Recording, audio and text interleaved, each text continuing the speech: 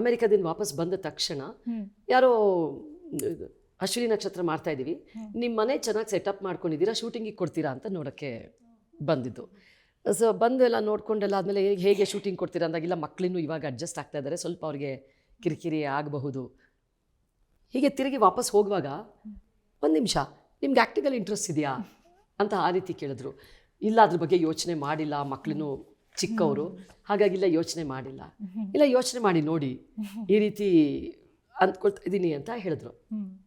ಅವರು ವಾಪಸ್ ಹೋಗಿ ಜಸ್ಟ್ 1 ಅವರ್ಗೆ ಕಾಲ್ ಬಂತು ನನಗೆ, ದಯವಿಟ್ಟು ಇರುತ್ತೆ ಸ್ಟುಡಿಯೋಗೆ ಬರ್ತೀರಾ, ಒಂದು ಆಡಿಷನ್ ತೊಗೊಳ್ಬೇಕು ಅಂತ ನನಗಿತ್ತು. ಅವ್ರು ಕೊಟ್ಟಿದ್ದು ಒಂದು ಪೇಜು 5 ನಿಮಿಷ ಟೈಮ್ ತೊಗೊಂಡೆ, ಅದನ್ನು ನೀಟಾಗಿ ಅವ್ರಿಗೆ ಒಪ್ಪಿಸಿದೆ. ಅವರು ಮೇಡಮ್ ನಮ್ಮ ಕಡೆಯಿಂದ ನೀವು ಫೈನಲೈಸ್ ಆಗಿದ್ದೀರಾ, ಚಾನಲ್ ಅವರಂತೂ ಅವರೇ ಕಾಲ್ ಮಾಡಿ ಹೇಳಿದ್ದು ನಿಮ್ಮ ಬಗ್ಗೆ, ಸೊ ಹೀಗಿರೋದ್ರಿಂದ ನೀವೇನು ಅಂತೀರಾ ಅಂದರು. ಚೆನ್ನಾಗಿರೋದೊಂದು ಪಾತ್ರನೂ ಬಂದಿದೆ, ಆಯಿತು. ಆಮೇಲೆ ಭರತನಾಟ್ಯ ನೀವು ಹೇಳಿದಾಗೆ ಭರತನಾಟ್ಯ ಕಲಾವಿದೆ ಆಗಿದ್ದರಿಂದ ಆ್ಯಕ್ಟಿಂಗ್ ಕಷ್ಟ ಆಗಲಾರ್ದೇನೋ ಅಂತ ಹೇಳಿ ಎಸ್ ಅಂತ ಒಪ್ಕೊಂಡು ಶುರು ಮಾಡಿದ್ದಾಯಿತು.